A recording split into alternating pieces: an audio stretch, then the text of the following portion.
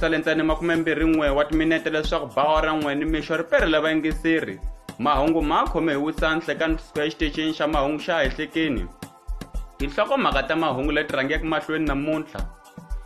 Dola Nyadombo yi teke xidlodlo xa van'wamatsamba endzhaku ka loko a ta va tsutsume mpfhukosi ka khunu ku fika manyele ta karachovha buwa hi rihlanga.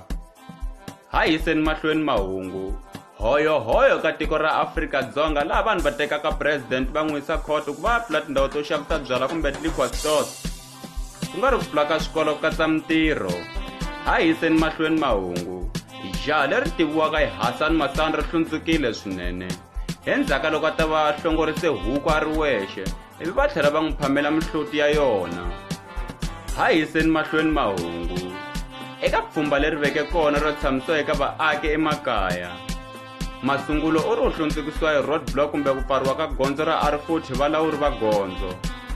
Masungulo u ri u hlundzukisiwa swinene hi ku va n'wi tsale thikithi, naswona u ri thikithi ra kona ku ra ku movha wa yena wu indicate.